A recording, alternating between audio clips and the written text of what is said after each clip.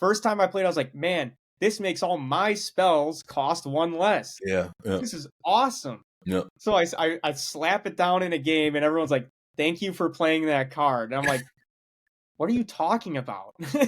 I had just gotten into Magic, and I'm like, this makes me play better. Why do you like this? And they're like, oh, all my stuff costs less too. And I'm like, this is a terrible, terrible card. Why would anyone play this?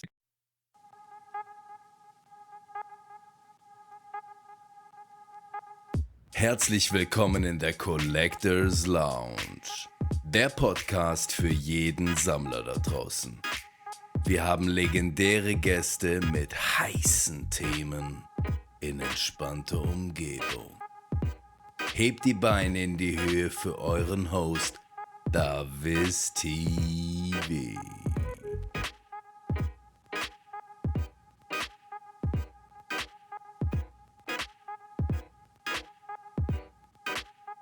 Okay, Leute, herzlich willkommen in der Collectors Lounge zu unserer nächsten Podcast-Episode. Es ist dieses Mal eine sehr spezielle Episode für mich, denn wir haben heute einen Gast, das erste Mal von Übersee zu Gast. Wir haben den lieben Logan hier. Logan ist aus den USA und ich habe mir sein Instagram-Profil ein wenig angeguckt und der gute Mann, der macht sehr, sehr schöne Proxy-Karten, Altart-Karten für Magic the Gathering und deswegen habe ich gedacht, wenn sich die Möglichkeit ergibt, dann lade ich den guten Herrn heute ein. Die Episode wird auf Englisch stattfinden, also wundert euch nicht, wenn ihr mein komisches Englisch hört. Ich probiere mein Bestes, aber Logan und ich, wir werden das auf jeden Fall sehr, sehr gut machen. So, Logan, nice to have you here. Just present yourself to the community a little bit. What are you doing in real life? What are you doing with collecting cards? Yeah, so thank you very much for having me here. I'm, outside of Magic the Gathering, I don't do anything crazy. I just work a little bit of insurance on the training people side. So I find it very interesting. A lot of people don't think it's kind of boring, but the more important side of me is heavily invested in Magic. My big passion, I'd say, is mono black. That's what I am. That's what I've always started with. And I really try to bring just the love of the game, the many aspects of the game, the collecting, the art, and the story of Magic, and at the end of the day, the community all together, and try to put it into one Instagram page and share it with everyone around the world. Yeah, that's perfect. I watched your Instagram page, and I mean, the main thing is we will get later to this point, of course, is that you are creating this very beautiful, I call them altars because, I mean, proxies always has like this negative attitude thing, so let's call them altars. But you are also posting like this funny things about Magic the Gathering, and you're also posting about all these altars or proxy cards, whatever you want to call them, which are you collecting from other guys. So how did you get into this kind of stuff? Yeah, so I started out just like I wanted to start a page to share cards that you can get from a giant box. Each one is worth like a cent. They're worth nothing. Cards everyone throws away, like draft chaff and stuff. And I wanted to share those cards with people because a lot of times, you see everyone sharing a Rhystic Study, you see everyone sharing a Mana Crypt, but you don't see people sharing the card that's just slightly worse, but anybody can afford. So I wanted to start with that. And I started collecting those cards, sharing them. I love old school borders, as you can tell. I mean, that's my whole site. But as I started getting into that, I was like, well, I want things to be affordable for everyone, and I really enjoy designing and altering cards at the same time. So I started making altars, and I really do like your point with not calling them proxies. They're just altars, because I completely agree. There's like a stigma when you call something a proxy. And a lot of times a proxy will just be, a copy of a card, that someone just printed. I'm trying to make these so they're individual art, they're new altered cards, and they're cards that I try to make affordable for everybody. So I mean, if they want to play Sword of Feast or Famine or something, they can buy it for significantly less and play it in their deck and enjoy it as much as anybody with a real card could do. I think I really have a sort of feast and family just around here, I guess. Ah, yeah. Right here. I just got Yep. one like 2 days earlier or something like this. Hey, and there's no shade on the real cards. I absolutely, absolutely love the real cards. You know, that you can't beat them. Obviously, they're tournament legal, so you can't bring these anywhere else. But you know, at the end of the day, even if you just want to keep those cards safe at your house and then run a different card, you know, I pulled the One Ring, you know, nice foiled Mhm. out one, and I want to keep that safe. I just made an altar of it, and that's what I bring in my decks, you know, and I still have the One Ring. I can still show it if people ask for it, but you know, it's cool to express yourself with different art styles while you keeping that card you want to keep safe. Yeah. I want to ask you something about this new, like all this art aspect, because as you're opening Magic the Gathering packs, you know, you have all these like artist cards Mhm. now in it. And most of the people just put them into the trash or something like this. And I try to collect them because I think they are showing off, you know, all this hard work the artist did. And I think they are so beautiful. Do you have any point on artist cards? I could not agree with you more. I Yeah. think a lot of people, like, I'll go to, you know, we'll be drafting or something, and people will pull the art card and toss it out, and there'll just be a pile of the art cards. I do completely agree that it's awesome that Wizards is recognizing those artists and kind of giving them a showcase in each pack, Mm, and just being able to express themselves through their art and have an entire card dedicated to that speaks volumes. You know, because you can only imagine if I'm an artist for Wizards and I make this beautiful, beautiful art piece and it's on a common card that mhm. nobody plays, that no one cares about. You know, it hurts, you know, because you put so much time and effort into that beautiful art piece and now nobody wants it, nobody looks at it, but having that art card at least recognize how hard you worked and the time you put into it is amazing. And I too try to collect them. I've seen a lot of people do some cool, you know, like framing them or, you know, Mm.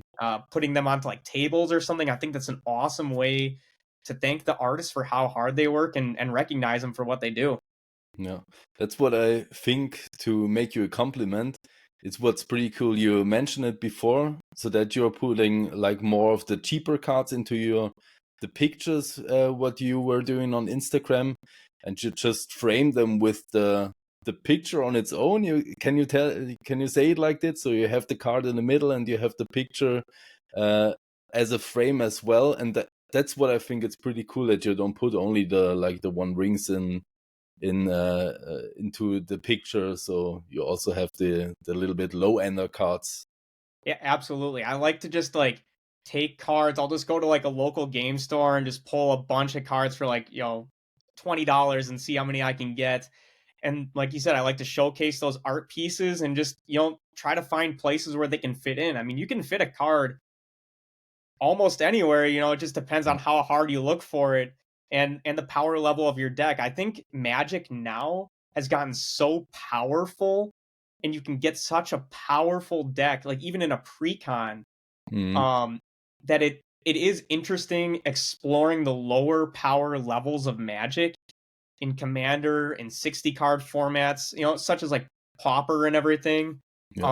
I think that's a really cool design space to work in because you can just find so many different ways to play the game rather than everyone running these staple cards bordering on CDH or just very high level decks. And I love that. Don't get me wrong. I love to be competitive with my decks and make some powerful ones. But it is cool to explore the slower uh, you know, side of Magic and just expand your horizons with some of these lesser known, less powerful cards. No, that's cool. I guess you are around the same age as I am, like in the beginnings of the 30s or something like this. Is that right? I'm 27 years old. 27. Okay, so you're a little bit younger. So when did you start collecting or playing Magic the Gathering? It's kind of crazy. I only started like a year and a half ago. So Great. I collected it on and off throughout my childhood. I'd like see the cards I always wanted to play. Always wanted to get involved. So I'd pick up a couple packs here and there just because, again, I loved the art. Mm. But I never really knew how to play. I never had people to play with. And what started me is I was huge into Pokemon. Huge. Yeah, I love Pokemon, and that's what I started collecting cards in.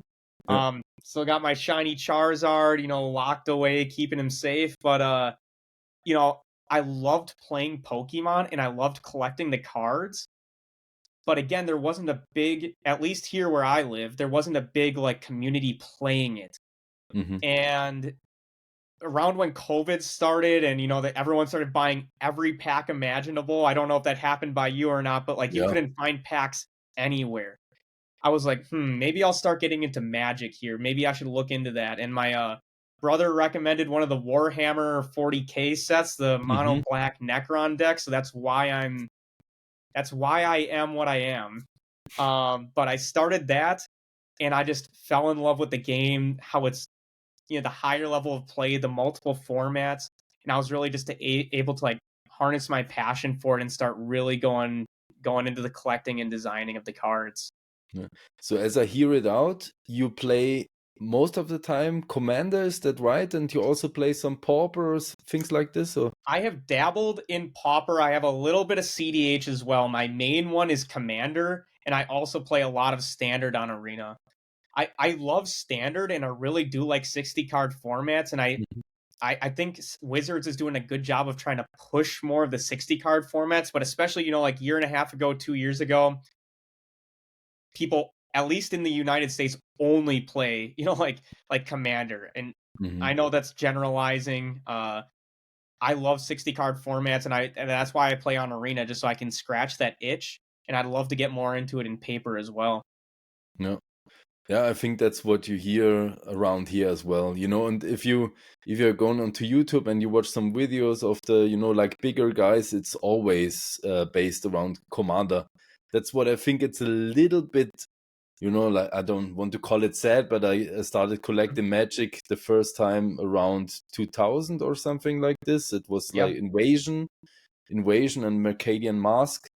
And the 60 card format is so nice, but you don't have this community aspect this much, so I guess it gets a little bit lost in traction here. So, But the thing is, starting with 60 cards, though, really does train you to be a good Magic player. mhm. A lot of the bigger channels will even bring it up too. I mean, if you start with just Commander, um, you almost don't have the same sense of the game as you do with a 60 card format. The interaction, the different phases. With Commander, a lot of that gets glossed over, and that's fine. It keeps it casual, keeps it fun, keeps it moving. But there are a lot of cards, and I mean, with how technical cards are getting these days, different phases do matter. And playing those 60 card formats really trains you on how to like watch for those triggers, watch for those phase changes, and be a more competitive player for sure. Mhm. So how often do you play right now? I play Arena every single day. Play on Standard. I've been trying to put myself out there a little bit more. I don't have any crazy decks or anything. I started, of course, with Mono Black Shieldred. I actually just pulled one in a pack, and I was like, well, I guess I'll build this. And I truly did not know how How much of a powerful staple it it was. was. And I Yeah. was like, oh wait, why is everyone playing this card? And I was like, oh, okay, guess I have that. So I turned into a Shieldred player immediately, and I am liking the mono white humans right now, but especially with the rotation change in fall, it's gonna be big. I think that's pretty exciting coming into fall with everything getting shaken up. So, Mhm. and Yeah. then Commander, I try to play weekly. I like to play in person a little bit, but I am trying to branch more out into like Spell Table online because there's so many cool people like yourself around the world that I'd love to play with. And I think it's cool just to be able to interact with those people. So I'm getting my Spell Table ready to go and hoping to ramp that up a little bit here in the future. So yeah, that's an invite from me. So if you have time and you have fun, you can join us for a round at every time, because we are right now playing a whole lot of Spell Table, even if we are able in Switzerland at least to see each other and join each other in like 1 or 2 hours at most, because you Mhm. don't have to drive really that long to get into the whole country. So that's pretty nice. But we do also play Spelltable a whole lot of much. That's awesome. I love to hear that. I think that's one of the aspects of the game that kind of gets overlooked a lot, is just how it can bring people from all over the world together. And a lot of your viewers, they could speak German the whole time, and if they're playing, certain cards, I mean, we can still play with each other, and I don't have to know a single word. They don't have Mhm. to know a word that I'm saying. And we can still have a really fun time playing Magic together, and I think that's amazing. That's cool. So there's just something I wanted to talk to you about, because I think I saw from you that you are joining the next MagicCon. I think it's just around the corner, isn't it? Yes, that's coming up here. It's a little bit south of me in Chicago, so that's the big central United States, and that's going to be my first MagicCon I'm going to, and I'm really excited to just meet a bunch of people from around the world there. Cool. Do you have, because I never was to a MagicCon as well, and we have now this one in Amsterdam, and we are also going to Amsterdam, because it's, I think, 7 hours Mhm. by car, and that's pretty nice. Do you have some idea how it works there? Did you inform Yeah. yourself? Yeah, Yeah. so my brother is heavily into it, and he went to a couple. There was one real close to us last year. And whatever you're looking for, especially like commander focused, you'll be able to find it at those Magic Cons. Going in as a casual person, if you want to play games, if you want to shop with vendors, if you just want to meet creators, I think the biggest thing is just going in and knowing what you want out of it, because there is a little something for everybody. But especially if you're only going for a day or two, you got to have a plan, or you're going to end up not really being able to do everything you want to do. I mean, you're going to be able to shop, you can meet creators, you can play games, but you probably got to pick a couple of them. Hmm. Um, because I mean, you can imagine a commander game goes for an hour or two or something. You play a couple of those games, and the day's already over, which Yeah. sounds like a great time to me. But if you wanted to do anything else, you got to be careful. Yeah. Yeah. You will have to take the night off for the commander matches. So. Absolutely, absolutely. And then I think the big thing that good service announcement is just pack safe, pack light, pack safe. Don't bring all your crazy, dual lands and everything like that, because while we have an amazing community, awesome people, there's always a couple bad people who are looking to try to rip people off or steal things, and just really be safe with those decks and the cards you're bringing. I mean, it's probably better to bring a like a relatively affordable deck and just have fun with it, than bringing your best, most expensive deck and possibly losing it, which would be heartbreaking. So I have fun and be safe, and it's a great time. Yeah. Yeah. You talked about vendors. Are you also positioning as a vendor there with your card? I'm going. So I missed the window to sign up as a creator because I'm not able to go all 3 days. I'm going more on the creator side. I am open to selling people cards when I go. I'm just going to bring some with me, Mhm. but I'm definitely don't have a booth. And on the vendor side of things, you really got to like have a lot of cards on you, a lot of space, and like be able to open that booth up to people. So definitely not going as a vendor. I just want to meet people, hand out free cards, and really experience the community for my first Magic Con. And then maybe moving forward in the future, getting into more of the vendor or creator side of things.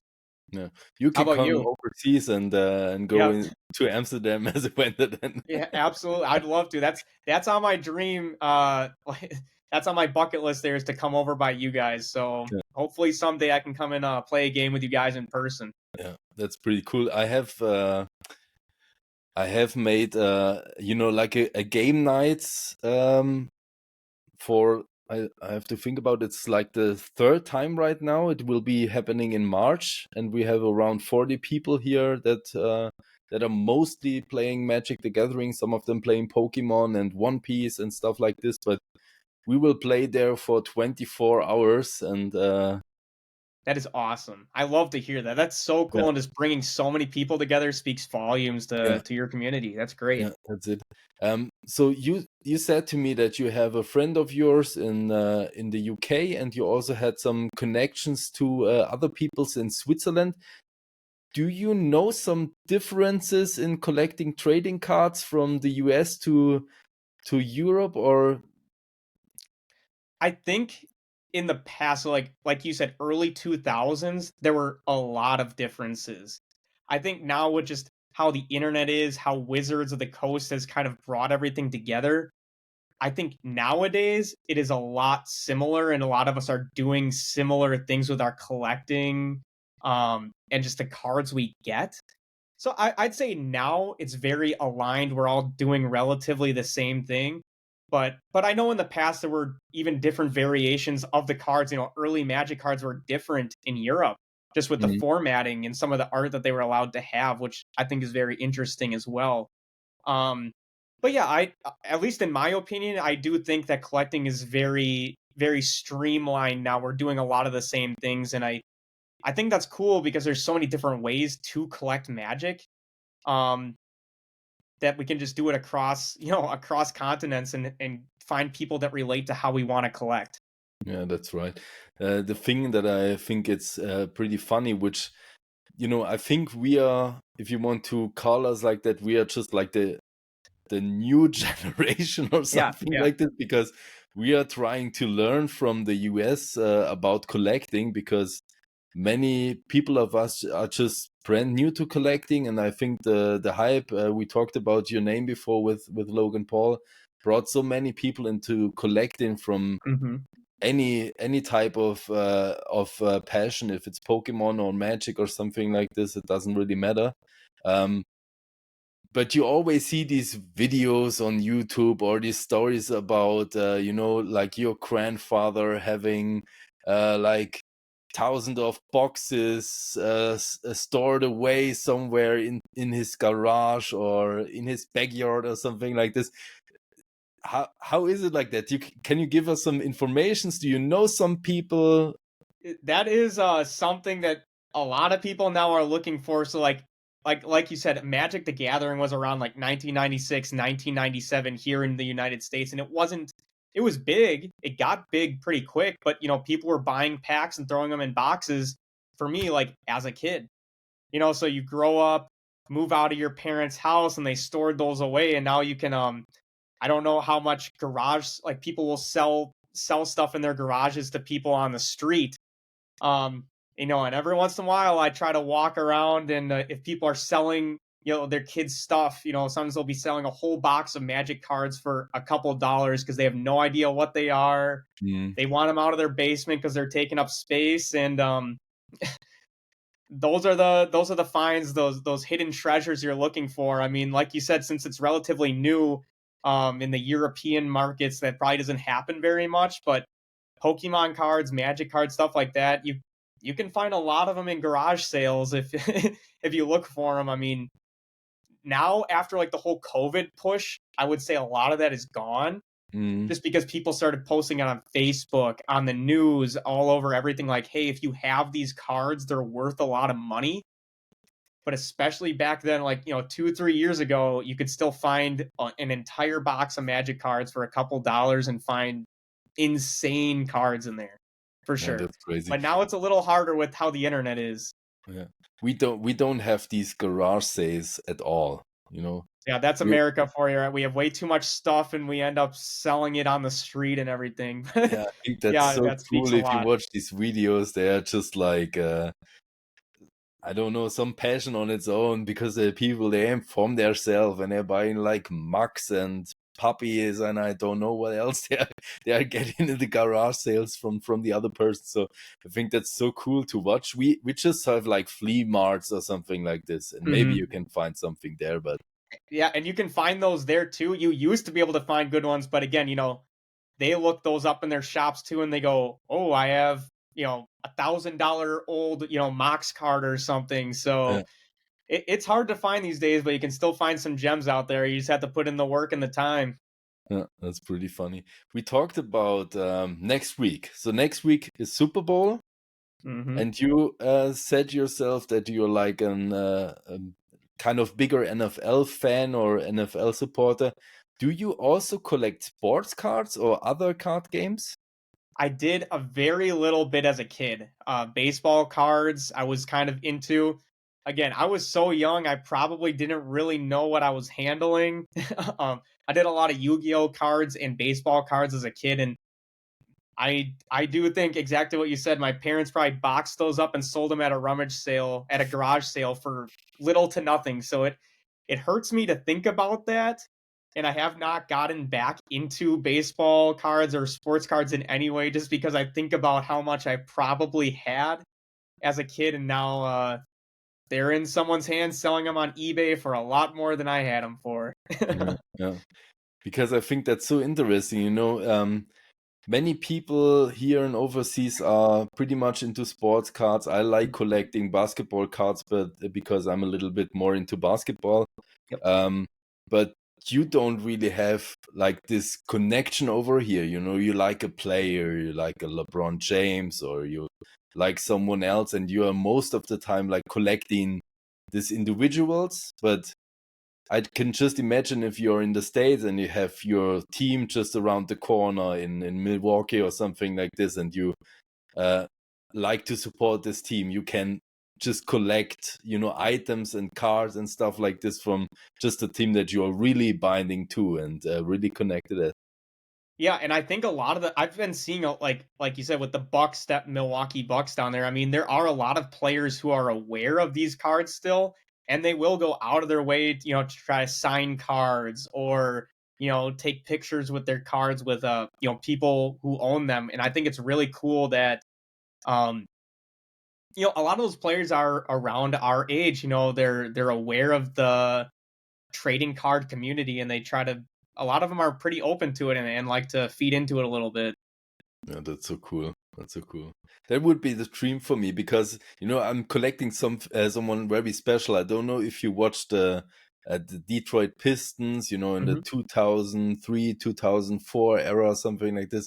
And I really like Ben Wallace. Okay, yeah. And he's just someone nobody is caring about, at least here. So I'm a Ben Wallace collector, and I think he's such a cool guy, and it would be so amazing to, like go to Detroit or Michigan and have him signing like one of these cards. It would be amazing. Hey, Detroit is about about 7 hours from me. So Yeah. if I'm ever in that area, I'll keep an eye out for you. I think it's really cool to have like a player, whether or a player or a Magic card or a Pokemon card that you care about a lot, that not a lot of other people care about. When I was into Pokemon, it was Drowsy for me all the way. I have like Rousey. every printing of Drowsy. Mhm. Nobody ever wanted it. No one ever cared about it, but I just thought they were awesome, fun cards. And it's cool to like be that one collector who really like latches onto a certain card, because it's easier to get your hands on those, and it's cool to have that identity that you own a lot of them, or that you care about it the most in your area. So Mhm. that's really cool. That's pretty cool. So right now I'm making a little jump because we are getting into the big theme of it all, and that's Mhm. the great work you're doing with your alt arts. So Yeah, maybe if you want to, you can show some off into the camera because the people will have to watch the YouTube video then. absolutely. Yeah, so I started out making altars of just, I would go on EDH Rec or something and look for the most played, most expensive cards, and I really wasn't intending to sell them. I just wanted to like see what I could do with the art, make some altars, and just have some fun designing cards. I would just do it on the side, um, after work or something. But I started designing the dual lands first because the availability of dual lands is so low. Yeah. I love the design of them, the power of them, but the fact that they make your deck powerful. But I mean, a casual deck could run some dual lands, and it's powerful, but you could. Um, So I started doing those. I love the old borders they have, so I started designing, different altars of them. The first one I started out with was the Bayou. I just, I had to Mhm. start with black That's green. amazing. Yeah. So I like to keep like, the classic look of the card, but centering the mana pips I thought was really important for like the design of the card. Makes it a little easier to read. Everyone can admit just trying to read the classic dual lands is very difficult compared to what they actually do.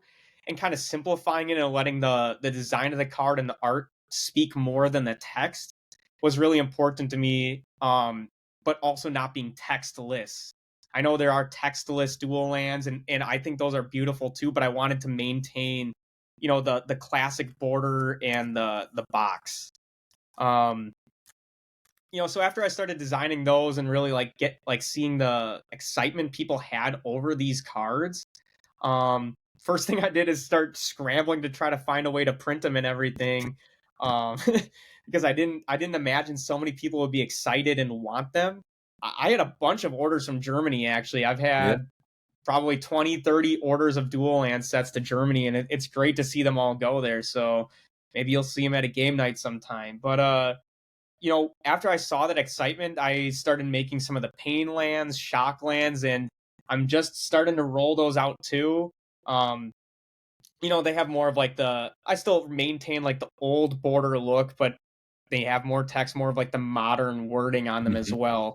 Um, and then I really just started, branching out into more cards like the smothering tithe and stuff like that. I just love to keep maintaining. Now this has the classic shifted border because we can all agree that the white classic border is very, very hard to read. This is an Esper Sentinel I made. It's so hard to read that white on white. And I try to make the cards playable a lot. I keep spell table in the back of my mind as well. While the camera's not going to pick it up because it's not an actual Magic card by any means, I'd still want it to be readable. So I try to keep the white cards to classic shifted, but everything else, I like to just try to shift into a more classic feel, and keep everything to old borders. Yeah. Um, and then a good follower of mine, good friend, was talking about how he really wanted to see the Sword of set, Mhm. and I was like, I've been playing around with some designs for these swords. Uh, they're such they're so powerful, and you can put them in so many different decks that I'd love to make some. And the thing is, I tried to play around with old borders for those as well, and I think I still will do that eventually. But I really thought that like the borderless version, just kind of showcasing more of like the sword and just the different colors you can apply to them, Yeah. was important. So that's what I tried to do, and I think they turned out pretty good. I love the trying to meld the two different colors and get them together. Just a quick thing from me. If there were being any normal Magic set, I will just hunt them down like crazy because they are looking so amazing. The fun thing is, the first time I got onto your profile or onto you as a person was because I was at it's not an LGS, but it was also like a gaming group we have nearby. Mhm. And a colleague of mine had his personal collection binder with himself, and I was just looking through it because he had some cards to trade in it. And then I got into a page and I said like, oh my god, what's that? Are these dual lands? And I saw your dual land line in it. So that's the first time I got into with your cards, and they're really looking amazing. So you will have to check out your channel, of course. I will put it down low, and you can take a look at the profile on your own. But a little question I have from you from there is, your profile name and also your profile picture and your brand is centered around the Helm of Awakening. Yep. How did you get there? Why the Helm of Awakening? So funny thing is, the first time I ever played that card, I totally played it wrong. Just like every other thing, every Magic card. And the more I thought about it, though, is all these cost reducing cards, they do help everyone, but especially if you build around them, you can make them work for you better. But the big thing that I like about Helm of Awakening is it's kind of what I'm trying to do with the page too, where it makes everyone have more fun in the game. It makes the games go faster. Everyone gets to do what they want to do. And I think it's like a group hug type of card that you don't have Mhm. to play in a group hug deck, because I do think group hug decks are a little iffy. I'm not a huge fan of them, but something like a Helm of Awakening just makes the game run faster. And I think it's a really cool, simple card that I really align with as like the mission for my page and what I like to do in Magic. And it's funny enough, I actually have the only PSA graded Helm of Awakening. Now that I said that, somebody's gonna send theirs in, Okay. and I'm not. So this is my one of one right here. I'm not Post Malone. I'm nothing, but I do have my own, the only PSA graded old border Helm of Awakening, which I'm very proud of. Seriously, is the top one? Is the only one created? Yep, Oh, it's the only one as of okay, now. I'm sure crazy. somebody's gonna be like, all right, we're gonna shut this guy down and send one in, but as long as it's lower than an 8, go right ahead. That's crazy. Yeah. But yeah, I just love how it feels, and I started the page just using that art and everything, but I did not feel good about pushing my page using somebody else's art or anything. So I took to the drawing board trying to design something that felt a little more me. I'm always, me being mono black, I had to get a skull in there somehow. So I got a skull, got a little bit more of a spiky helmet going, and I just love how it I tried to maintain kind of like lost in the sand kind of feel, but a little more updated, and that's what I landed on and never going back. Yeah, that's very nice. I didn't thought about such a deep answer as I asked the question, so that's pretty cool. Yeah, that's I pretty think cool. about Magic a little bit too much, so I do apologize for that. No, that's perfect. That's perfect. You also have, I don't know if it's a collaboration or something like this, but I saw these Jank mats you also have. Hmm. Is it a collaboration? I don't know because they are Yeah, just okay. yeah, it's a collaboration. So Jank Mats is a company that sells playmats, Yeah. and they reach out to different creators. So they have like tabletop jocks and such who do different art, and they put them on the playmats. So they teamed up with me a little while ago, and I take a lot of the art from my cards and send it to them to put on playmats. I mean, they make uh, very, very beautiful playmats here. I mean, they're just like, Yeah, very well yeah, stitched, so very nice. awesome, robust playmats. And I used to order from different places, but I can't go back after using them. And that's totally, they don't pay me for anything like saying that or whatever. They just make awesome playmats, and I really appreciate them reaching out to different creators who want to share their art and put them on playmats. And I actually just rolled out a new set of playmats with old school borders on them, so it's pretty cool. I got like the Helm of Awakening and a couple different altars I did with old school borders, so that's cool to Yeah, check they out. also have the mana costs and stuff like that Yep. onto the borders, isn't it? Yeah, I Yeah. tried to make them feel a little bit like the old school cards without being like too much in your face that it's like a card, but I think they turned out really, really cool, and I'd love for you guys to check them out. Yeah, that's cool. How do you create these arts? Are they centered around AI or do you have an how do you create them? So I start out first I use Adobe and I do like rough sketches and kind of play around with some ideas. A lot of times I just try to study all the different arts for each card, and then I start with a rough sketch. I usually sketch out the base image, and then I use a lot of Adobe's AI tools to kind of fill out a lot of the um like outer edges, Mm. or I'll use it to help me like fill in an image or enhance it a little bit. So I definitely use AI in my images, but I do freehand a lot of the start of it. But I think AI is a really good tool for artists to create. I 100% respect everyone who paints and draws and everything by hand exclusively. I will always support those. I will always buy them and share them on my page because I mean, those guys put so much work and effort into it, and I in no way want to take away from their artwork. But I do like utilizing AI so I can make my images um, faster and more effective, and I like being able to stylize to the type of card I'm going for, and be able to put a nice cohesive set together in a timely manner. Yeah. So did you do something with art before? Because you know your job is not really connected with art. So No, I've always been, I'd like to say, creative. I did a lot of work, like I played a lot of D&D. I DM'd for that. I designed a lot of campaigns and maps and such, and I always played around with Adobe's photo editor tools and everything, but I never really was into it too much. But as soon as I started collecting magic and wanting to do more in the game, I think it just kind of unlocked something in me that wanted to create cards and create art myself. And just having the page really gave me the outlet to do that. And that's why I'm so thankful to everyone for like following the page and people like you for checking it out, because it just gives me an outlet that I never really had outside of magic. Yeah, that's cool. We had like this little theme going. I think it was around 2 to 4 months ago, weeks ago, where Magic had this. I think it was a tweet they did where they posted a picture of their new cards, and I think they had also like an AI background painted. Yeah. And before they said that they would never work with AI. Uh, do Yeah. you have an Yeah, have that was that was crazy, wasn't interesting. it? Yeah. Yeah.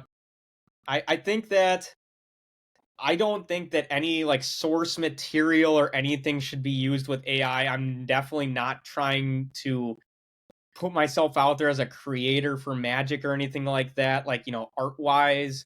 I think that I love that artists, doing their original artwork are what Wizards pays.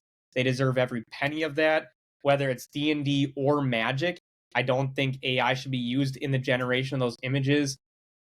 I do think that I don't necessarily think Wizards did anything wrong right away, because they outsourced that material to a marketing firm, and the Mm, marketing firm used the AI. So I do understand there was probably a miscommunication somewhere down the pipeline.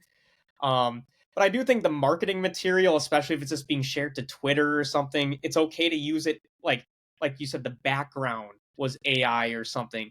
That's probably fine, because the original cards themselves are not AI, and the artists who created them are being, paid and given what they deserve for that. yeah, it's also what I didn't understand. That therefore I wanted to ask you, because I didn't really got the point. What's like not right here? I think the only thing was that they made a statement Yeah. before that they will never use AI on their art, and then they put this commercial picture onto Instagram, and I think that was like the point where people just got a little bit angry or something. But I didn't really think that it I, was I think it was problematic at all. really bad timing. Really bad timing. I think that's really what it came down to. And they've had a couple, other issues in the past. There was previously that card that used somebody else's artwork in the background, and I think, that's not right either. But I think they've just had, in the way the community is now, they're always looking for something to get Yeah, upset sure. about. So, it's gonna happen, but probably just bad timing for that situation. Yeah. Um, One special card I have in mind as I look through your creative collection. Um, my favorite card, my favorite picture is the Lotus Field you did. Yep. I think that's amazing. I love how the Lotus Field turned out. I play Thalia and the Gitrog monster, so I've Yeah, always liked having my Lotus Field, and it's actually in one of my decks right now, so I'd have to go up and get it. But yeah, I really appreciate you liking that card. It never really had that good like old school feel to it that I tried to apply there. mhm. And I think just the colors pop and work really well with that one. So I'm glad you like that. I love that card too. That's one of my favorites of all time. Yeah, that's really cool. Uh, if I would be a person, I would like to order some cards or some playmats from you. How do I get there? How long does it normally take? How is the quality? Can you make some, like Yeah, absolutely. yeah, Well, first of all, right now I sell through my DMs on Instagram, but that is changing very soon. I'm starting an eBay store here very shortly. cool. Yeah. So it'll be a lot more streamlined, and anybody from around the world will be able to access it. If anyone's interested right now, they can DM me and I will get you cards. International, it's a little hard to tell when you'll get them. It's usually a week and a half, just Mhm. because sometimes things get held up in customs.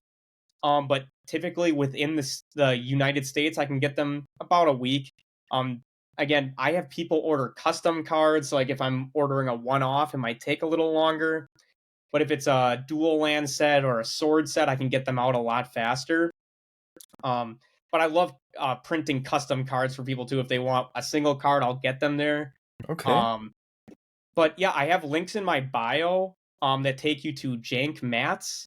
That's just jankmats.com, and you can find my collection on there. Actually, right now they're doing a deal where you get a couple of my cards if you order a mat with my Cool. art on there, which is pretty awesome. And they ship international as well.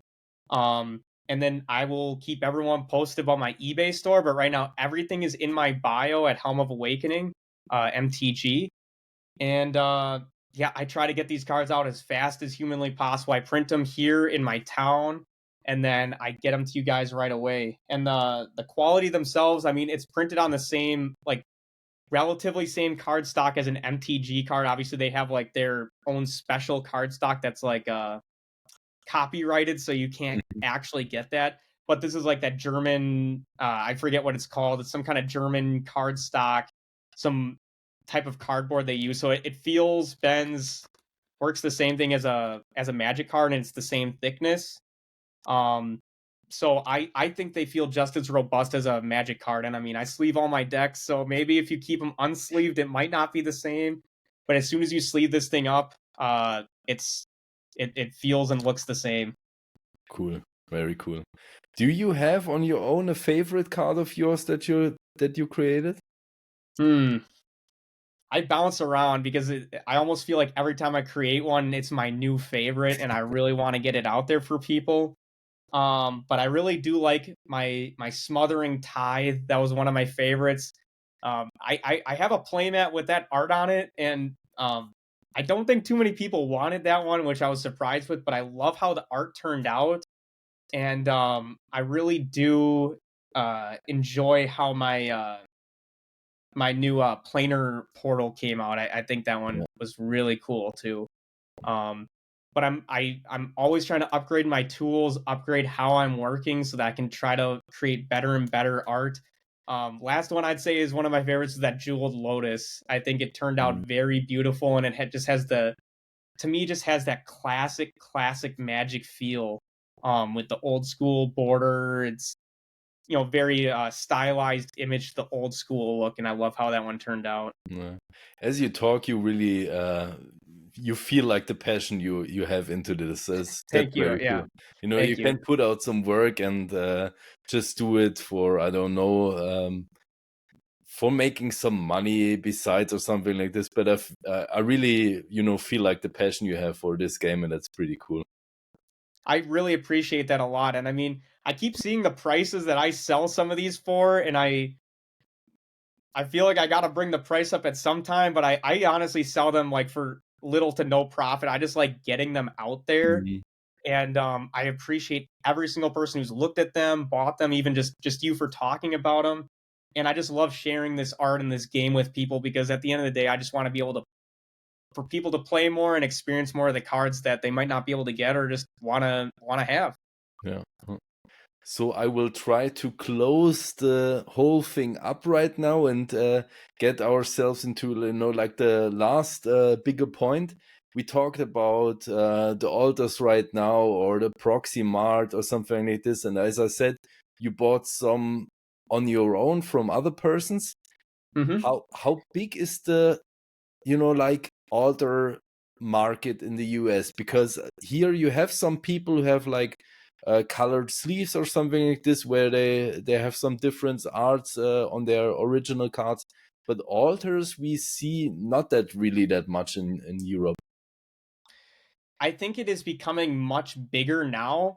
Again, it all really comes down to like the COVID times where cards got very expensive very quickly, and people started altering, proxying, and just changing cards. But in all honesty, the altar community has been around for a very, very long time. Mhm. And you'll find beautiful pieces of art that people like hand paint, watercolor, or in some cases, AI, things like that. They've been doing it for a very long time. It's just that it's becoming more like you said, it's coming out more, and becoming more popular and accepted now. And I think more people are discovering a lot of those pages and giving them more recognition. So it's still relatively new here in the States as well. But I think a lot of people are coming around to it more, and especially in a casual game, there's no reason you shouldn't be okay with it, especially if it's not a tournament, not for money, Yeah, sure. anything like that, and you're just looking to play and have fun. And I know a lot of people proxy just straight up proxy cards in CDH as well, because some of those decks are your entire paycheck or something. So Yeah. a lot of people can't afford those as well, which I think is cool too. Yeah. Okay, I have a last point for you. Yeah, absolutely. This was the second to last point. So if I want to order from you a custom card, because you said that you also do custom cards, how does it work? Do I just say to you, I like Bladewing the Wizen, and you can make me a Bladewing the Wizen custom card? Absolutely. I mean, Okay. I love taking requests, and also if people look at my page and it's like, hey, I like this, like you said, Lotus Field, but you're only selling dual land and sword sets. I'll get you that Lotus Field for sure. It's a custom print or something, but if there's a card you're really hurting for and you really want, I will do everything I can to design and create one and get one to you as soon as possible, because I just love people sharing with me the cards they're passionate about, and I'll try to make that a reality for sure. Okay. How long do you need for something like this? Because I mean, this is a special wish if I want to make a complicated dragon. Like I said, Bladewing the Wizen is like my baby boy. So Yeah, uh, uh, it really depends on the art. Something if people want like I like artifacts and lands a lot, because there's a lot more like um you can do a lot more unique work with those. When it comes to like an MTG character or a creature, sometimes people are very attached to how that looks, yeah, yeah, and I might not have as much freedom for how I can make it look.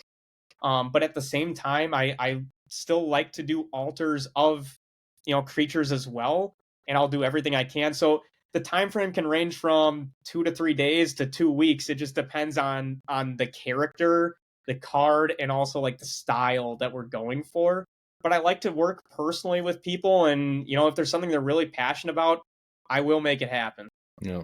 No, that's really something I have to say about you as well, because I was, like I said, watching your channel. I wrote yourself this little message about if you want to join for the podcast, and like half an hour later, I don't think it was a special time at the US or something like this, I got my answer. And you're, yeah, like I said, you feel like you're really celebrating it, and you're really passionate about it, and that's making up a whole lot of positive vibes there. So Well, I mean, I really appreciate you having me on and talking to me about that stuff too. And I'll definitely send you a dual land set and a Lotus Field just for you. So I mean, wow, that's amazing.